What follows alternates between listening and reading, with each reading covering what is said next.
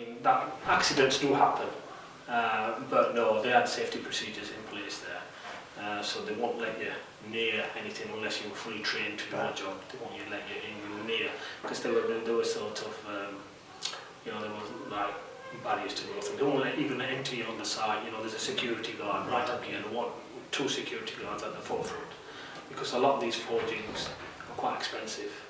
So sometimes the thieves used to come in and steal them. So they had security. They won't let anybody in without an appointment and things like that.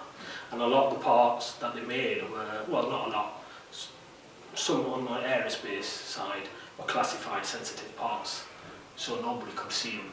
You know, they were for Rolls-Royce, they knew what had to make them, they had a chain of making them, of all the companies who made them. So they were quite sort of secretive as well on that side. So no, I wouldn't say anybody was at risk at all. So they had quite strong procedures in place. I mean, there were incidents where you had, you know, somebody has lost a finger or things, you know. I know it sounds simple, but people did used to hurt their hands and things like that. But while I was there, the only experience that I've had was that they were doing a building and somebody came behind a manipulator and actually died off that. But that wasn't part of the company, it was a subcontractor who was working there. Actual physical things like going back several years, yeah, there were. If you go on the melting side, there are poisonous gases given off when you melt steel. So a lot of the breathing apparatus, things like that, a lot of the extractor fans weren't there in them days. So you had, I know personally on the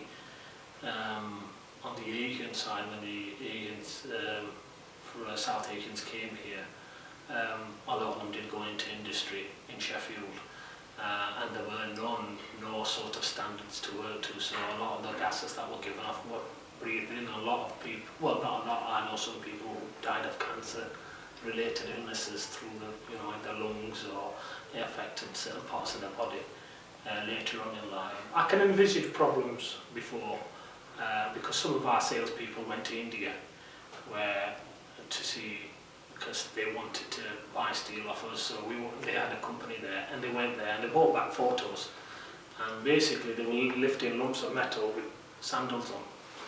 You know, so it's a complete different contrast, and they showed it, you know, big, you know, a ton of forging lifting, about 7 men trying to lift this with sandals, and they had taken, you know, whereas here they were using like manipulator, you know, big machines to lift it onto it, and then you pressed a few buttons on this big massive control panel, and the machine came down and you shaped it to size. But whereas there in India they were doing it physically, so I can see the dangers in that. When I was there, they used to have as I said, they had their own doctor as well. The company used to have their own doctor, so you had to have an hearing test when you first joined the company, a full medical as well, and including your eyesight, you know, and all you had to have blood taken. So you know, they did a full medical test.